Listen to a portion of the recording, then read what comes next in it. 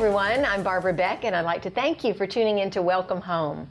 On today's program, we're going to be talking about missions and immigration. How do we feel about people coming into our United States of America in droves, sometimes legally and oftentimes not? What does Scripture teach about strangers, foreigners, and aliens? Well, Exodus 23:9 says, "You shall not oppress a stranger, for you know the heart of a stranger, because you were strangers," talking about the Israelites, in the land of Egypt. And let me go one step further. Jesus was a stranger in a foreign land. He was the immigrant of all immigrants, if you will. Remember that we are Christ followers and we need to act like it. Our convenience and comfort should not be barriers to allowing people into our great nation. But yes, we have laws and we have to abide by those. Government is in place to protect us. So what's the answer? Well, one of our special guests today, Ashley Ballard, who has traveled abroad to serve in missions, those who have fled war-torn, oppressed countries like Syria as refugees, she's going to give us some insight, I'm sure. And then we'll talk to Rosa Malia Acevedo, an immigration attorney with Najim Law, who'll help us know what the law says about immigrants, DACA, and dreamers. I'm excited to hear their views, but first, let's see what the current ladies have to say about missions and immigrants. Welcome, ladies. Hello. Hi. Nice to see everybody. And this brand new face down here is actually Rosa. Yes, it is. So thank you for being here with us today and giving us some insight into what the immigration laws have to say. In particular, I think we oftentimes, Rosa, we throw out words like DACA, dreamers. We all read about it, we all hear it on the news, but what does it mean? What does DACA mean? So DACA is short for Deferred Action of Childhood Arrivals. And dreamers is kind of a coined phrase that affects those very people that DACA is meant to protect. So it's not a legal status.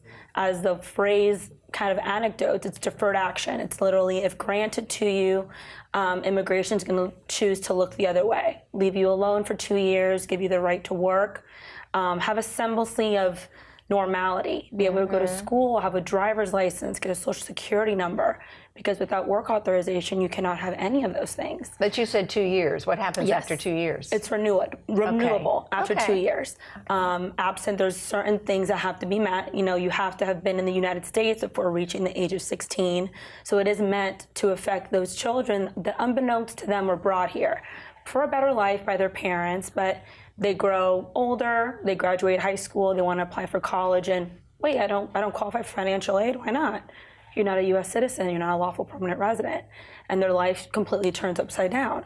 Another requirement is that you must have a GED or high school diploma, or currently be in school, and also not be convicted of a felony, significant misdemeanor, 2 or more misdemeanors, or be a threat to public safety or national security.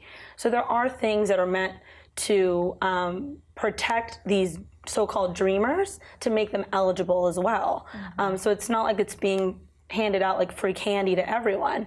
You have to qualify for it, and you know, it benefits the betterment of our community in the long run. So you're in favor of this, right? Of course, yes. Okay, all right. And so, ladies, what are your thoughts? Does everybody kind of have an understanding of what DACA, the dreamers, and how are we feeling about this? I mean, they are pretty much illegal, right?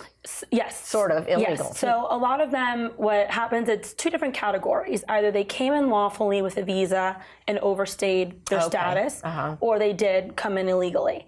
To be able to apply and benefit for DACA, you cannot be of legal status as of the date that it was initially implemented. Right. And how many are there of people like this? Currently around 1.8 million. 1.8 million. So what are your thoughts, ladies? I think one of the reasons why this is so complicated, when we look at the Bible, you know, on the one hand, you've got admonitions to us like Romans 13, where we're to obey civil government. And there's a lot of emphasis on, you know, being obedient to the authorities that have been put in place.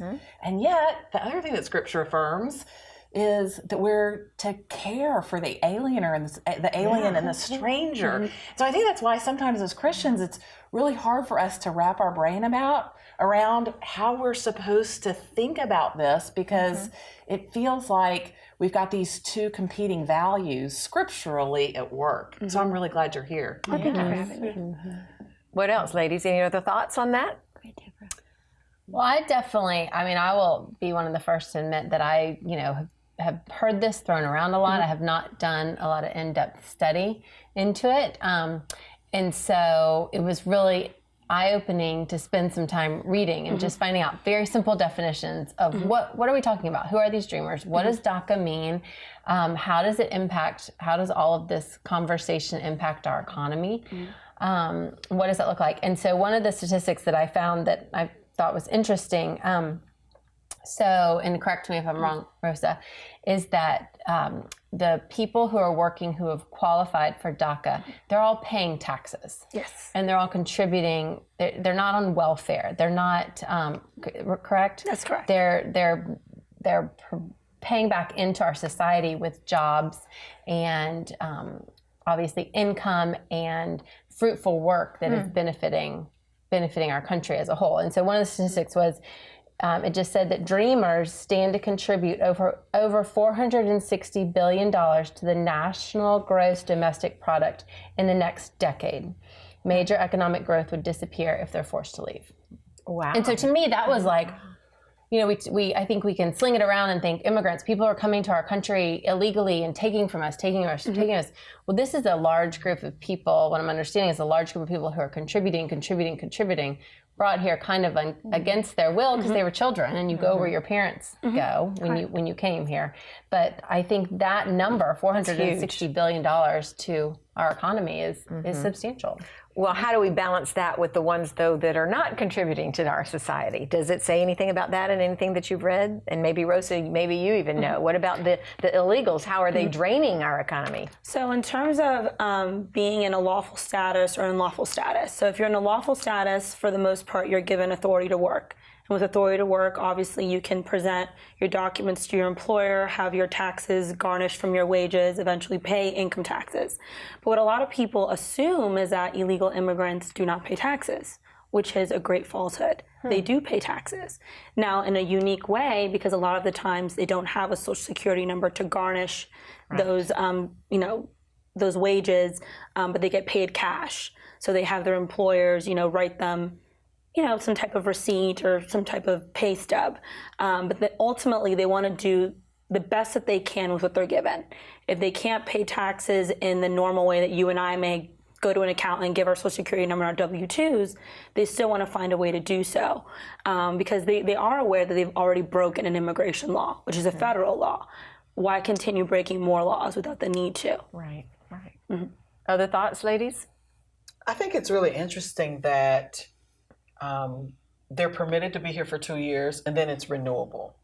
And in that time frame, you have people that have been here for how many years, according to DACA? Many years. And so they've grown up, they've gone to school, they've gotten an education, they're gainfully employed, they're paying taxes, they are contributing to society. How do we just rip away all that they've gained and all that they've contributed and send them away with nothing? It's as though we don't really care about the life of these people. Because when they go back to wherever they're being sent back to, are they going to have a home? Are they going to have a job? Are they going to be able to take care of themselves? But are they being sent back? So if, as it stands, back in September, when the administration chose to do without DACA. So when DACA was first implemented, it was an executive order, which has the force of law, but it's not law, which means any administration can undo with any executive order that a previous president has signed into effective law, which is what happened. This administration said, no more with DACA. It was a presidential promise I made. And then, wait a minute, I might have to change my tone because I want to keep the promises I made when I was campaigning, but maybe I didn't fully understand the repercussions. Like you mentioned with the financial hard hit, that getting rid of all these young adults that have become now adults, contributing members of society, are raising their own U.S. citizen children in this society. How are you going to rip them apart from a country that, for every intent and purpose, they believe is their own? As a child, you never really ask, am I a U.S. citizen? That's not something that ever goes through your mind. you grow up with similar friends, you make assumptions of what your nationality might be until it comes a day where somebody has to break it apart for you. And if you say, wait, I have to go back to Guatemala or Honduras or Turkey or wherever God chose to have you born, it wasn't a choice you made. God chose to have you be born in that country. And we are very privileged to be born here. But a lot of those kids were brought here, like you mentioned, without a choice. So to send them back to a country where they have no clue, they left when they were 2 years old, is very frightening. Because they're saying, wait, I don't even speak the language. I don't even know one street corner from the next. I have no idea what I'm going back home to. It could be a war-torn country. It could be a country that's filled with, drug lords and crime and high crime rates. So it's a very scary situation to have to think of the possibility of getting rid of DACA and eventually getting rid of all these youths that are affected.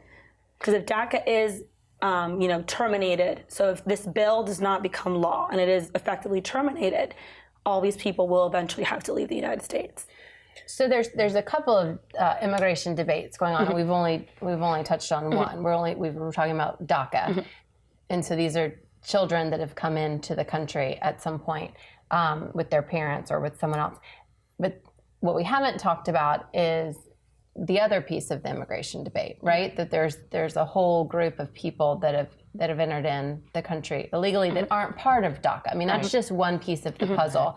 I think if we're not involved in it like you, we just tend to lump everybody and everything together, but there's definitely different avenues. Of course, is that right? So there are people here that came unlawfully without a status, whether it's what we think of, crossing the border illegally or coming on a fake visa, whatever it might be. They came for a reason. They came fleeing something or wanting something here, whether it was a better life, fleeing persecution, and they were doing it in the best way they knew how. I'm not trying to make an excuse for any type of law breaking, but I try and get in the mind of why would somebody do something like that. I couldn't imagine fleeing the U.S. and trying to cross the border with young children or by myself, and then completely assimilate to a new country where I don't know the language, I don't understand the rule of law. I get picked up by a random agent saying you broke a law, and you really have no idea because all you want to do is have a better life. But there are a lot of people that are in that situation. People say, what can you do for them? They came in illegally. How should they have a right to remain? Each situation is different. So each case has to be evaluated differently. And it's this group of people, correct, that is what we're more reading about right now when we've read about immigration officials coming in and forcibly taking somebody out of the country. We're not talking about the dreamers, the DACA kids. This week alone, I've gotten 2 calls about that. Oh, my husband was picked up in our apartment complex. What can we do? And I have to evaluate that case to see what, if anything, there's to do. Is it ever right to deport somebody? I think there's humanitarian reasons to consider not to deport. And I think when it was the Obama administration tried to do a priority of who to deport, it was based on that. Because when you boil it all down, you can't just grab a big old bus and pick up everyone and say, okay, out of here. You have to have a way to prioritize. But this administration has said, nope, all holds barred. Anyone that's broken the immigration law are a priority. But you get in the mix of, okay, you're not going to prioritize people that have broken a criminal law, for example, over somebody who maybe came in illegally but has 3 U.S. citizen children. So you have to weigh the balance. Both broke the law, but which one is more important to get out first? Boy, that's hard. Yeah. That's hard. So you Very see difficult. a lot of cases? Yes. So what is your heart, Rosa, when you do this kind of thing? It's difficult. It really is difficult. Sometimes I question, did I go in the right career? This is really tough. People's lives are in my hands. Right. And other times it's extremely fulfilling to be able to find that. But you don't always favor the person staying here. Sometimes you believe that there is a reason why they should be deported. Of course. So sometimes when there's things that I can't do and I have to just break it down for them. I had a client recently say, I'm married to a U.S. citizen. I want to become a lawful permanent resident by having my spouse petition for me. I said, okay. I'm like, do you know your immigration history? He's like, no. And I go, okay, let's request your file from immigration to see what's going on. So we get the file back, and I said, I'm so sorry. There's nothing I can do for you. He says, why? And I go, because when you came in illegally, you claimed to be a U.S. citizen, and that is a bar for life. Wow. There's nothing that you can do to undo that. If you claim to be a U.S. citizen, if you unlawfully vote, if you unlawfully even register to vote, if you claim to be a U.S. citizen to a friend, to the DMV to get a driver's license, it is a bar for life. So it's those hard conversations to say, you know, hard. There's nothing I can do for you. Even like a Syrian refugee coming over, right? Yeah, well, right now we do have temporary protected status for Syrians. Okay. But it only applies to those that were here at a certain point in time, years ago, not ones that are recently coming in. Now, there's other reprieves, asylum, for example, but asylum can be a very long road, and not everyone's guaranteed asylum. You know, it's a well-founded fear of being persecuted in your home country for a number of reasons: religion, nationality, race, membership in a particular social group. So, for example, somebody who's homosexual in the Middle East, they would fall into a particular social group because it doesn't really fall anywhere else, but they fear persecution for whatever reason in their home country. Now, not every case is going to get a stamp of approval, but every case will be considered for their merits. So how is somebody identified as an illegal alien? I mean, we could be, you know, talking to somebody, maybe you're illegal, I don't know. You know, so who does that? Who is the policeman there? So in terms of, as it stands right now, as immigration law continues to evolve and is at the forefront of the news, you see more and more now around the Tampa, Clearwater, St. Petersburg area. They're coming up with enforcement priorities between local law enforcement and immigration. So saying, okay, let's say I decided to speed one day and I get pulled over. That police officer, if I'm in Tampa, has a right to ask me about my lawful status in the U.S. Now, how do I prove that? I don't carry my U.S. passport or my birth certificate. Who does? Right. It's like in a safe somewhere. But if I have a driver's license, for them, that's enough to say, you're probably in lawful status. Because post 9/11, they made it very difficult for people to get driver's licenses, because now it's all based on your lawful status in the U.S. So now when we go to the DMV and everything's substantially more difficult just to renew your driver's license, there's a reason behind that. And now when you're an immigrant of any type of category, you have to show that you're here in lawful status. So if you're pulled over, you don't have a driver's license, that's kind of the first red flag. That, if you don't have a driver's license, it's likely because you're not in lawful status. Yeah.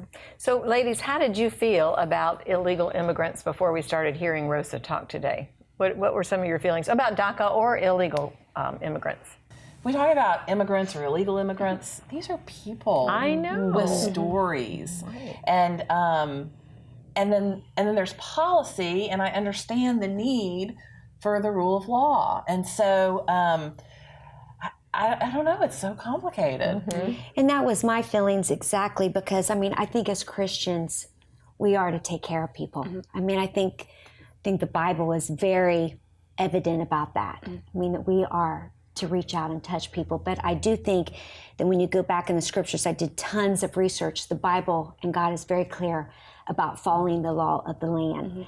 And so I think it's very confusing. I love the words that you say, because I think it's hard for us. And I think more than anything, it's hit me is how important it is that we are praying for our people who is in leadership, because they're making some tough decisions. We're dealing with people's lives. But I think it's also understanding that the decisions that we make have consequences. I mean, even Jacob, I was reading before, they were trying to flee in the Bible from a famine, but they went to the Pharaoh and asked permission to live in that country because they were following the laws of the land. And I think my heart as a Christian, of course, is we've got to take them. We've got to love them. I look at these children and my heart is always about caring for people in need. But I also realize that somewhere we have to follow the laws of the land and be godly and honor that. And, I think that it's back to some of the legislation. I think that we have to keep looking at it. I think that's what we have to keep looking at. But I think as Christians, we've got to do both. I think we have to care for the people.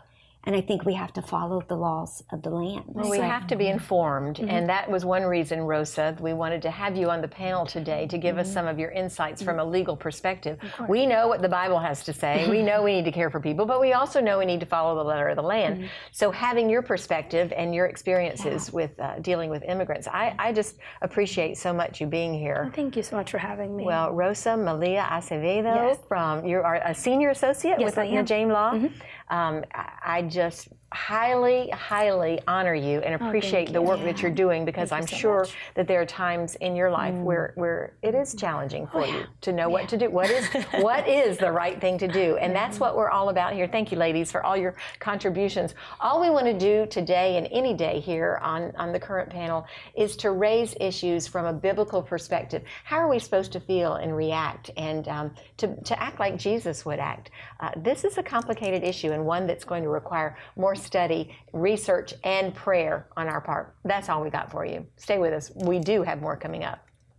In terms of finding a solution, we can't build a wall all over the U.S. You know what I mean? We can't close ourselves off, because by doing that, you close yourself off to so many possibilities.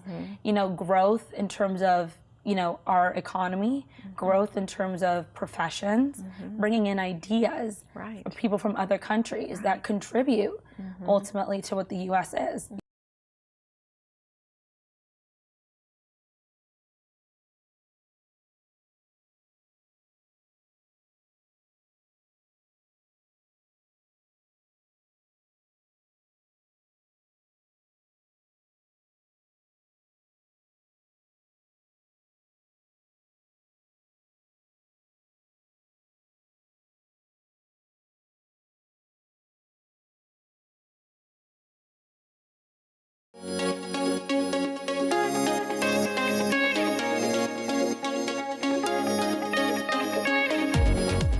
Hey viewers, I'm so glad that you're with us today. We've been having such a great conversation with the current ladies about immigration and a little bit about missions. We're going to talk more about missions in a little while, but for right now, we're going to focus on Rosa. You met Rosa in the last segment, Rosa Malia Acevedo, and she is a senior attorney with Najim Law and a real expert on immigration. So we are super happy that you're with us here today, because Rosa, I know so little about this subject, and you have been so wonderful already. And before we start talking again about DACA and Dreamers and immigration and deportation and all those things that you know so much about, I want to hear about who you are. Who is Rosa? Well, I was born in Puerto Rico, so I have somewhat of an immigrant experience, but not, the very stereotypical type of coming from a third world country. I came from a U.S. territory, but an immigrant nonetheless. Raised Catholic all my life, went to private school, always had the Catholic faith ingrained in me since I was a baby. So I try and use that as an underlying focus as I practice law. Good, because it does take a good bit of ethics and morality in order to even practice law, right? Very true. You've been an attorney for how long? 5 years. 5 years, but with Najim for? 2. 2 years, okay. And so there's a reason why you were interested in immigration law, because that's all you do. Yeah, that is your specialty. Correct. Why immigration? So initially when I started law school, I really wanted to do humanitarian work, human rights related work. And it all led back to my childhood, some personal, family issues. And, I wanted to do human rights work. I wanted to, help the impoverished. I wanted to go, over to other countries and help those people that would not otherwise be helped. And then immigration just became a natural thing for me. I speak Spanish, and I was able to communicate with people that could not speak in English and have them communicate with me and tell me, I may have been abused here in the U.S. or I fear going home. And that kind of opened my eyes as to, wow, I can use my native language to help people. And it kind of just snowballs from there. Rosa, a lot of people think that because you're in a secular job that you're not in ministry, but you are so in ministry there. I love your heart, and I love the fact that you're out there to try to help people, because you have clients come to you who are in dire straits. They have problems with either about to be deported, or maybe even go to jail for being illegal, or with the DACA situation, just making sure that those people are taken care of, and that they're, what do you call it? They're not their visas, but what do you have to do? Their status has to be renewed every 2 years, right? Isn't that what you're telling us? Remind our viewers, in case somebody's just tuning in right now, what DACA is, what it stands for, and what you do about that. Of course. So DACA is short for Deferred Action for Childhood Arrivals, and it's meant to affect those dreamers. Dreamers is more of a coined phrase, my apologies, for children that were brought here and essentially are dreamers. They want the American dream. So it's not two different things. DACA and dreamers, same thing. Okay. You know, they want that American dream of continuing to be here. And it affects anyone that was here prior to the age of 16, who has acquired a GED or high school diploma, or is currently in school and has not been convicted of a felony, significant misdemeanor, 3 or more misdemeanors, or is a threat to security or the nation. What happens to the person, Rosa, once they're past 16? So if you have proof that you were here prior to the age of 16, you can continue renewing DACA. Okay. Okay. So you have to be no older than 31 years old to qualify to apply. So there is a cap in age. But you have to be able to show that you came here prior to being 16 years of age, and that at the time that DACA was originally implemented through an executive order, which was 2012, that you were not in lawful status. So let's talk about the people who are really not legal immigrants. Do you deal with those people as well, besides the DACA Yes, I people? And so how do you determine whether or not you should defend that person's not right to be here, because they really don't have a right to be here? How do you determine whether you're going to fight for them to be here, or whether you're going to go through the deportation process? So in terms of whether or not they're already in the deportation process, so the term of art is called removal. So they're in removal proceedings in front of an immigration judge. And it's analyzing whether or not they even have a defense from deportation. Some people do, some people don't. And that defense can stem from maybe they were brought here illegally as a trafficking victim. They were brought here, regrettably, to engage in sex trade or forced labor or slavery or something of that nature. Correct. Right. Or maybe they were here, they came in illegally, they were here, and they were a victim of a vicious crime that makes them eligible for a status. Or they're coming here for asylum, and the asylum gets approved. Or they're married to a U.S. citizen, and they're able to somehow change their status based on that. So each case is very particularized, and I have to analyze each case based on those particular facts. What's the worst part of your job? The worst part is when I have to look at somebody and say, there's nothing I can do for you.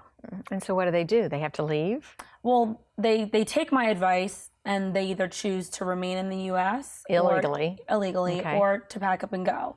A lot of them have been here for so long that the option to leave is not an option. They're saying, you know what, I'm willing to live here illegally, under the radar, work, contribute to the economy, but there's no way I'm going back home. Are those people paying taxes? Most of them are. Most illegal immigrants who don't have the authority to work still do work, and they report their income. How can they report their income and somebody doesn't know, and the government doesn't know that they're illegal? Well, that's the thing. It's very funny, because everyone says, okay, the IRS is a government entity. How do they not communicate with immigration? Right. Well, I like to say that government entities are like siblings that like to fight and like to claim their own toys. And they say, okay, well, I know this, but I'm not going to give you that information because it's mine. So it's very similar to IRS and immigration. IRS can very easily let immigration know, hey, we're having so-and-so claim taxes. It seems that they're here unlawfully. Go and check them out. But they don't do that. They don't communicate in that aspect. And people are floored by that. The fact that, as a U.S. government as a whole, our entities should be working together. Absolutely. But they don't. They don't. So give me an example, because I bet you have stories all over the place of I want to hear a success story, and then I want you to tell me a sad story. Okay. What's your best success story? My best success story. So it was actually one of the first cases I ever handled when I was in law school. And it was based on a woman and her child who were trafficked here into the US. Now, the woman was, normally how these issues happen is, they're given a promise back in their home country of, we're going to petition for your visa, you're going to come and work. Better life. Yeah. So she did all that, and her traffickers, brought her here and took everything. They took her passport, her ID, everything. And she was forced into prostitution for many, many years. And it expanded all the way from Texas to eventually Florida and Jacksonville, which a lot of people don't know. There is a very large human trafficking issue in the state of Florida. And in the process of all that, the FBI got involved. They did a raid on one of these brothels, essentially, and they found her and they questioned her. And instead of prosecuting her for the crime of prostitution, they realized, wait, you're a victim of trafficking.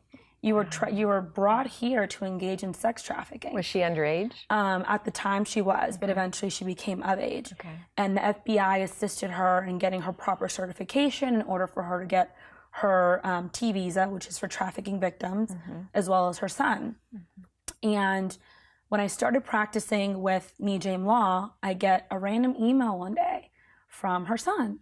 And I said, oh wow, this is so strange. I haven't spoken to him in years. He's like, hey, I just want to let you know that I became a lawful permanent resident. Wow. And I was just so floored. I remember I posted it on Facebook. I was so happy. I was like, how did he, if I tear up, you affect someone's life in that way. Right. And it was beautiful. Oh, that is amazing. I know that, Rosa, we've done some shows on human trafficking here. We have a real heart for eliminating that. Orlando, the Central Florida area, is a huge hub for trafficking. And so anything that we can do to help those young men and women, we are all in favor of. And so thank you for what you've done as an advocate for that. All right, let's go to, that was supposed to be the happy story. So I don't know why you cried. I know. So now we're going to go to a tragic story. And I want to tell you before, while you're thinking of what your tragic story is going to be, I think we need to see both sides. I think that we as viewers need to understand that this is a super complicated issue. It really is. And there are no pat answers for every single case. Correct. So this one ended with a happy ending. What's the tragic story? So tragic story, it's actually one of my recent cases. It was somebody who came in unlawfully many years ago, 20 plus years ago, was married to a U.S. citizen, had a child with this woman, and how sometimes relationships go, things just didn't work out. But unfortunately, his spouse used their child as a pawn, as a kind of way of, if you want a relationship with your child, you're going to pay me money to see him, or I'm going to call immigration. So it was more of a coercive type of relationship. And many years passed, and he befriended this young lady who he ended up having a relationship with briefly. And that lady was also here unlawfully. And backtracking to that visa that I told you about, that if people are victims of certain offenses, they can benefit from. Well, she thought to herself, well, if I, claim that he hurt me, maybe I can get a status in the U.S. And that's exactly what she did. She accused him of domestic violence. Oh, wow. And he never laid a finger on her. And he ended up in immigration detention. And eventually his case was denied because it was not a strong enough case. And, right now he's in a detention center in South Florida, about to be removed back to his home country. And that was a case that I held for almost a year, and I worked tirelessly. And it was just not having the outcome that you want for somebody that's so deserving is tough. So that might be the most discouraging part of your job, Yes. right? And then there are the perks where something happens that's good and you give somebody a legal status to stay in the country. If there are viewers out there listening today who have questions about, let's say, whether they should contact an immigration attorney. Right now, as you said, they're flying under the radar. They're illegal. They don't want to make any waves because they're doing okay, because there are a lot of people out there like that, right? Correct. Yeah. What would your recommendation be to that person? Should they call you or should they continue to fly low? I think my mentality is always to be proactive. You always want to be proactive instead of reactive. Okay. So if you have the opportunity to consult with an immigration attorney to see your options, that's always best. Okay. You never want to have to rely on somebody when it's the last possible option when immigration and customs enforcement is knocking on the door and you're saying, I probably should have done something sooner. Especially under this administration, there's a very strong enforcement against illegal immigrants, illegal immigration, people that are here without status. Low tolerance. Yes. So if you have the ability to go and seek the help, I suggest to do so, earlier rather than later. What was it that a few weeks ago President Trump signed something? Let's get back to DACA. There was something that he signed that had to do with reinstating DACA, because DACA is a good thing, right? Yes. I think that we can all It's agree. very positive. All agree on that, the positive aspects of it. So what did he do? So what occurred originally was in the Ninth Circuit, which is in California, which is historically a very liberal court. So any hot button topic, you can always look at the Ninth Circuit to come back and say, nope, we're going to undo that. Right. So with DACA, when this administration said, we're going to do without DACA, the Ninth Circuit filed an injunction and said, we want the Supreme Court to hear about this. So in the meantime, keep looking at applications for DACA. So with that, President Trump was kind of put between a rock and a hard place and said, okay, well, there's this injunction pending. Whether or not the case is even going to be heard by the Supreme Court, it's still not decided. Right. But I need a resolution. I made a promise to my constituents, to my voters, that I would get rid of DACA. But I also made a promise to build a wall that's going to cost a lot of money. And in order to get something, I need to give something. And a lot of people didn't think that he would kind of compromise in that way. But he finally understood that it's all about teamwork. Yeah. We all need each other in one way or another. Right. So he proposed that, in exchange for money to build this wall between the U.S. and Mexico. Which is how much money? Billions. Billions. Yeah. That he would grant a pathway to citizenship for people that have DACA. Now, the pathway is not something immediate. It's not something that would happen within a year or even 2 years. We're talking 10 to 12 years down the line, which right now there is no pathway to citizenship for people that have DACA. And a lot of people think that DACA is amnesty, like a pardon. Yeah. But DACA is not a status. It's just a temporary reprieve. It's literally, the Department of Homeland Security saying, we're going to leave you alone for now. And for now, we mean 2 years at a time. Right. We're going to give you authority to work so that you can contribute to society, pay your taxes, have your wages garnished, get a driver's license, be able to have a semblance of normality. And then 2 years from then, we'll revisit renewing it. And unless you've done something that disqualifies you from DACA, they will continue to renew it. Right. Every 2 years for indefinitely. For right now, indefinitely. Okay. Until hopefully there's a law that will change And that. when might that happen? We don't know. So when initially in September, when the Department of Homeland Security and the Department of Justice announced that DACA would be, canceled, we're going to terminate the program. Right. They, in their memorandum, they gave Congress until March to come up with a resolution. Okay. So it was kind of in a way the executive branch and the judicial branch kind of saying, legislative branch, it's all up to you. We're not going to look bad because you failed to act. Right.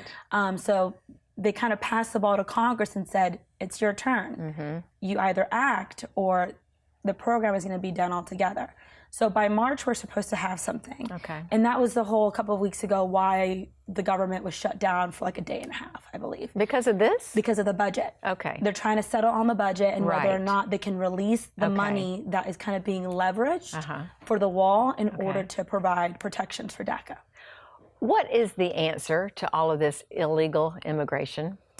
I wish I knew. I'm sorry that I know. I hesitate to even ask you that question because there are no answers, right? I wish I knew the answer. I think it's very difficult to come up with a solution that pleases everyone. Yeah. I think at the end of the day, people are incredibly blessed to be in the U.S. and people want to be here. It's kind of a compliment to say, wow, people want to be here so badly. Right. Because we provide the freedoms that maybe their countries don't. Right. Whether it's religious freedom, whatever it might be. But in terms of finding a solution, we can't build a wall all over the U.S. You know what I mean? We can't close ourselves off because by doing that, you close yourself off to so many possibilities. Growth in terms of, our economy, growth in terms of professions, bringing in ideas of people from other countries that contribute ultimately to what the U.S. is. So I wish that, there was a solution that I felt would work. I think there's steps being taken, the extreme vetting, asking more questions, getting more in depth into people applying for visas to make sure that they're not a threat. Now, that's something that already exists within our system, which a lot of people don't realize. Because the media reports, now we're going to do extreme vetting. We've always been vetting. Maybe we should do it a little bit more, but we've always been vetting people. And maybe that would be helpful to deter people from coming illegally.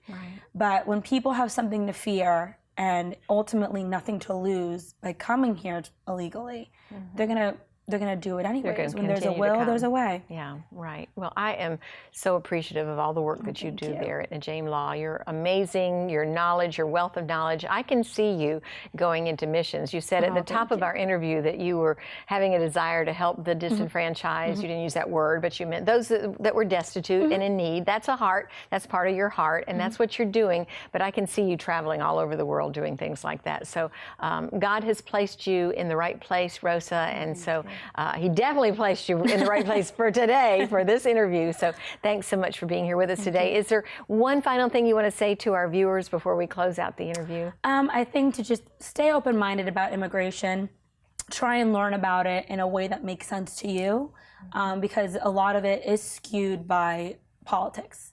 There is a political aspect to everything, but to try and learn it from a perspective that makes sense to you. Good. Thank you so much, Rosa Malia Acevedo. Am I saying that all right? You are. So appreciate you and your heart. And viewers, just remember that this is a complicated issue, one which even Rosa says has no real easy answers for us. But what we need to be doing is looking at everything from a biblical perspective. What would Jesus say? What would Jesus do? For first of all, what he would want us to do is to be informed and to learn as much as we can learn, to have a heart of compassion and love for other people. We have more coming up for you, so don't go away. I've encountered so many people where they were in the right place at the right time and they met somebody who loved Jesus, and if they wouldn't have been there at that time, they might have never have had the opportunity to hear. And so, we see this refugee crisis from the perspective of immigration and policy, and it's complicated, and I don't have a good answer for that.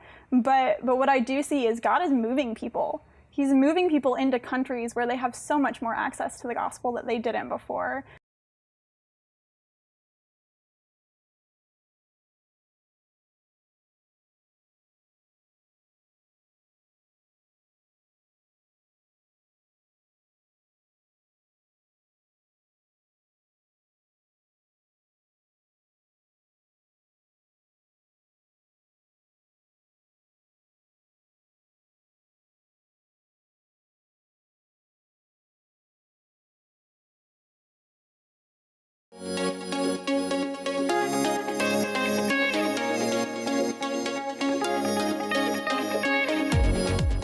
Okay, viewers, get ready for a treat. We've been talking all day about immigration, and what a hot and heavy subject that has been, and we've had some experts here to help us understand immigration. Well, I mentioned at the top of the show that we would also be talking about missions, and guess what? We have a missionary here with us today, and she has a great story for you. Ashley Ballard is our receptionist here at Good Life 45. We love her. She is a light that shines. You might have remembered from the Christmas shows.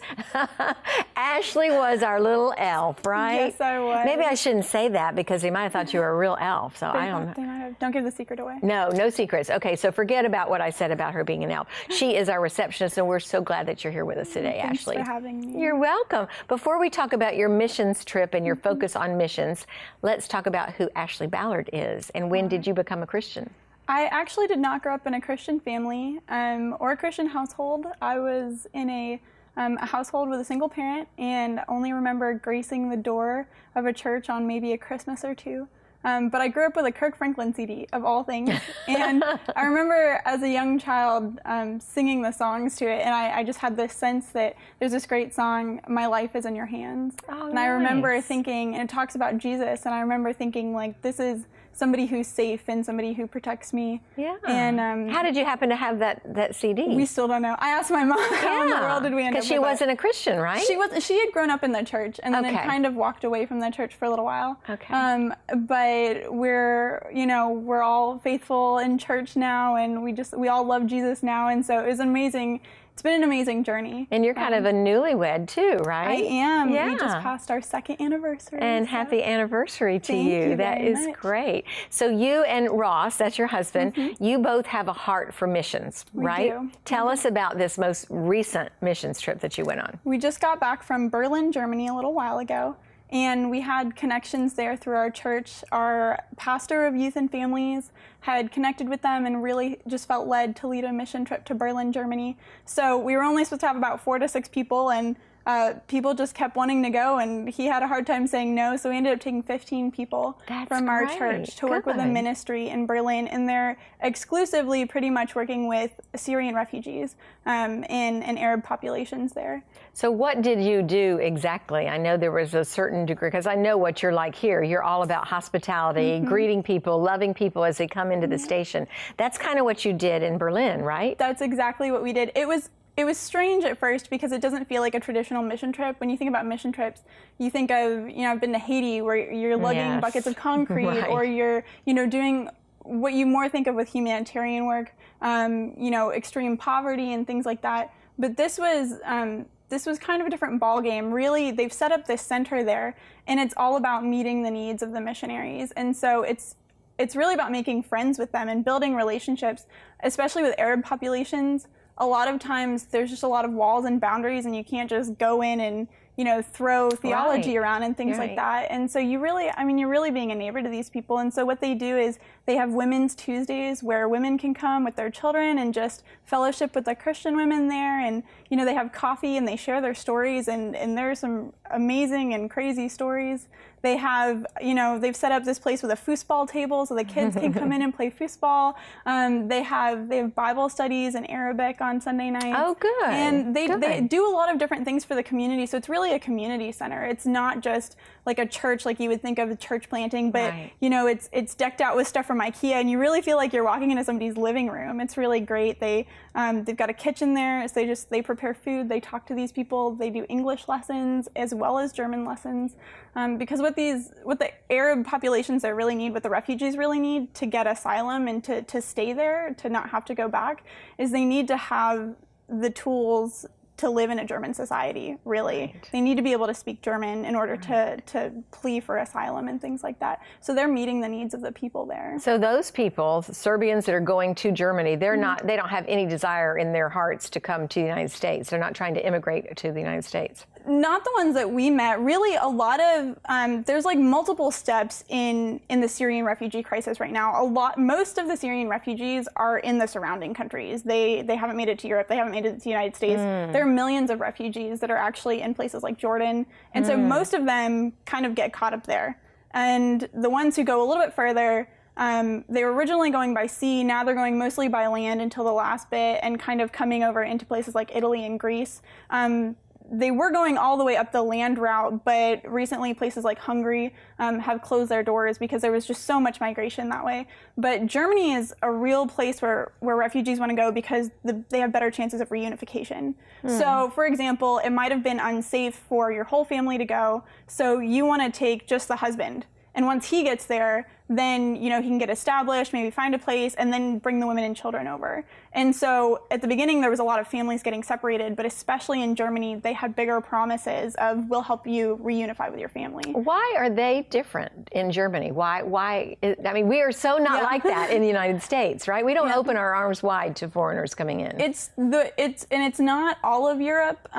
Different European countries even are having vastly different policies at the moment, and Interesting. And there's both sides to that argument. Places I know like Sweden have taken a lot of refugees in, but places like Hungary, they were kind of everybody hits them on the way into the rest of mainland Europe, and they just got inundated, and so they kind of said, like, we can't do this anymore, and I'm by no means a professional on international policy, but the spectrum varies as to how much do we do and how many people do we let in. How receptive were I guess most of these, if they're Arabs, they're Muslims, right? How receptive are they to this group of Americans coming over there to just love on them? You're not really presenting the gospel, you're just loving them. That was really, we realized, was our biggest ministry. And, a lot of the times we felt idle compared to what we, normally it's all about do, especially like the American mentality. We always got to be doing things, and on a mission trip, we paid thousands of dollars to get over there, and we got to be constantly doing stuff.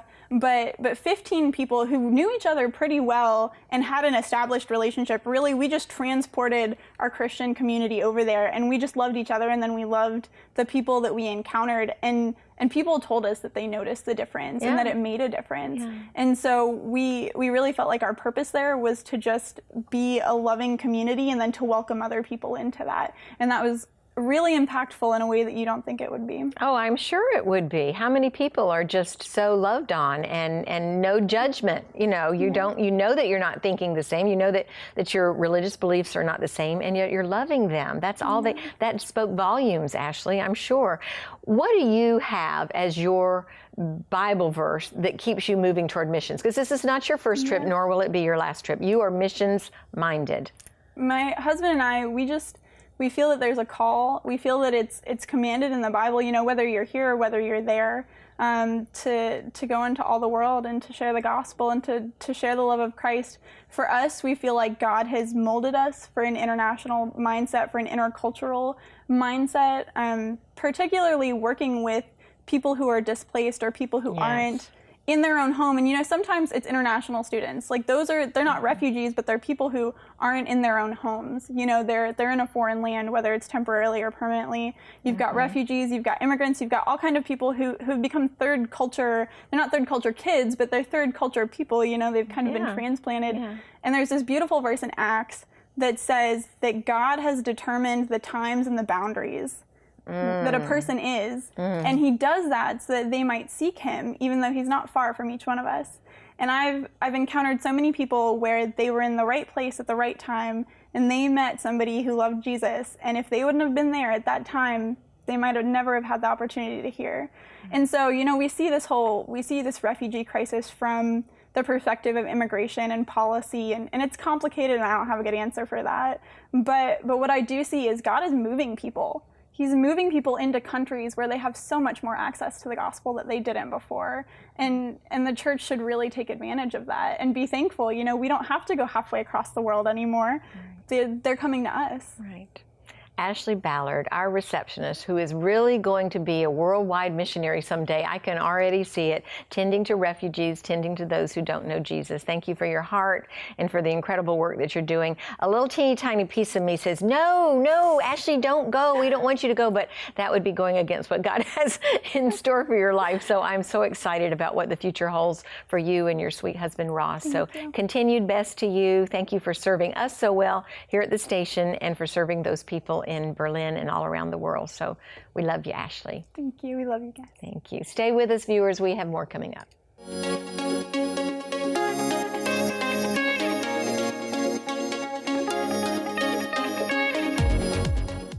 Oh, viewers, I'm so glad that you're here with us today. We've had so many wonderful things that we've been talking about, and this little next segment with Freddie Clayton, one of my heroes, is going to blow you away. It is such a cool thing that they're doing there at the Orlando Union Rescue Mission, and it happens on March the 30th. Just wait till you hear. Freddie Clayton, welcome. So glad to have you here with us. Thank you, Barbara. It is a joy and a privilege always to be on your show and be associated with the Good Life 45. Well, we're just incredibly blessed to be in partnership with you because what you're doing down there at the mission is changing lives for the kingdom. So thank you for all that you're doing. What are you doing on March 30th? This is unbelievable. Okay, well, annually for the last probably 50 years, we've had an Easter banquet on Good Friday. And this year we're going to have our Easter banquet. It will be at our new facility, Project Hope, the new men's home on West Colonial. And we're going to incorporate into it a foot washing ceremony for all the folks who come to celebrate Easter with us. I love that. Now, who's going to be doing the washing? I know who the footies are. Yes. Who are the people doing the washing? Our guests, we'll serve our guests by feeding them lunch and then washing their feet and giving them new socks and shoes. Oh, love it. And we're looking for volunteers who want to serve in that special way. Hello, Wow. viewers out there. I hope that you will consider volunteering. This is such a unique opportunity to serve somebody and to also be able to see the mission. So March 30th, I hope you'll be down there. More specifics, 10 o'clock in the morning? Yes, the volunteers need to come by. We need volunteers to do everything to help Okay. us serve lunch. We expect about 500 guests to come by for our banquet, to serve lunch, to help us set up, and this year to help wash the feet and to distribute the shoes and socks. Have you ever done this before? I know you said the banquet, but the foot washing, have you done that? I think the mission did it years and years ago, but nobody at the mission was involved at that point. Okay. So I had this idea because at our church, St. Michael's Episcopal here in Orlando, every Maundy Thursday we have a foot washing ceremony, and it is one of the most profound services for me every year. And if we can replicate at the mission to 500 people what I get to experience every year, it will be a spectacular blessing. And I know that the few times I've served on the altar at St. Michael's for the service and have washed the feet, it is as profound for the person washing the feet as it is for the person whose feet are being washed. Absolutely. I can't even imagine. So let's talk about these 500 guests. They won't all have their feet washed probably. You'll let them do it if they want to do Yes, it, right? we'll encourage them to do it. Right. Okay. So what kind of an impact? I'm just trying to imagine, Freddie, what that's going to feel like for somebody who's homeless, who's out on the street, whose feet are probably pretty dirty. Right. And to have somebody like you or like me sitting there washing their feet, I don't even know how I could do it without crying. Well, my guess is that a lot of us will be doing that because we know that one of the major deficiencies in the lives of the folks who live with us, the formerly homeless, is they feel no self-respect, and they certainly get no respect or dignity from others. Right. And this is a way to share our love for them in a way that says, look, we love you, we respect you, we want to serve you in a really kind of intimate, personal way. And there'll be children there too, Yes. right? Yeah. So And one of the neat things, we've already had some volunteers sign up, and that includes a couple of families who have said that the mom and dad want to do the foot washing, and they want the kids there to be changing out the water basins, because we'll need water basins, and to be retrieving the shoes and socks we'll be giving But I away. mean, some of the guests are going to be children that would be no washing their question. feet as well. Yes, And no they may question. or may not understand it. Like you said so beautifully, the one who's going to be changed is the Freddie Clayton and the Barbara Beck who are sitting there doing the washing of these Yes. feet. What an honor to be able to do that. I know. So I think I told you, the first time it happened to me that I got my feet washed, Yeah. I felt like Peter Yeah. in the Oh, the no. story. Oh, no, Yeah, you can't do that. No, Yeah. no. And it's so profoundly kind of arresting and inspiring and humbling all at the same time. And so what a great way to spread the gospel of Jesus Christ. You guys are doing it again. Once again, OURM is doing it, Orlando Union Rescue Mission on West Colonial. If you want more information about this event, which is happening on March the 30th, Good Friday, you can be a part of this incredible ministry opportunity to change the life of someone, maybe even to soften your own heart and change yourself. But I just encourage you to call that website, to go to that website, call that phone number, and get in touch with them if you're interested in this ministry opportunity. Thank you again, Freddie Clayton, Executive Director, I should say, right? I forgot to mention your title of Orlando Union Rescue Mission. You're kind, Barbara. God bless you, and thank you for what you do. Thank you. God bless you as well. We'll be right back, viewers. Stay with us.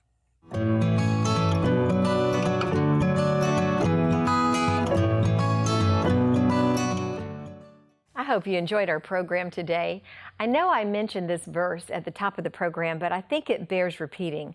God's word says in Exodus 23:9, "You shall not oppress a stranger, for you know the heart of a stranger, because you were strangers in the land of Egypt."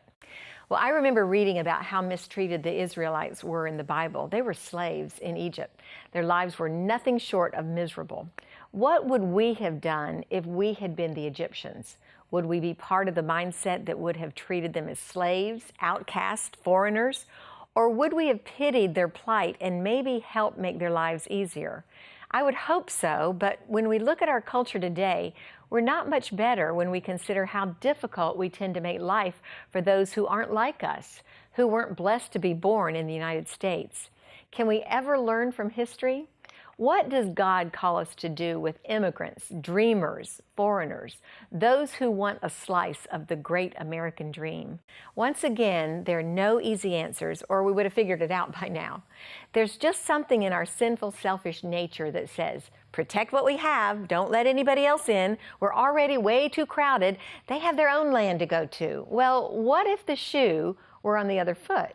What if we, as Americans, needed to flee our land, that things got so bad, we were so oppressed, had no food, no money, no home, that we needed to find refuge someplace else, in a foreign land? In particular, what if our children's lives were at risk? I would hope that another land would give us sanctuary, perhaps temporary, but maybe permanent. But I think sometimes we lose sight of how blessed we are as a nation. Our hearts need to be wide open to share our bounty as we can, as is legal, moral, and ethical. We need to find ways to be like Jesus. And that, dear friends, is our note of hope for today. Thanks so much for joining us, and God bless you.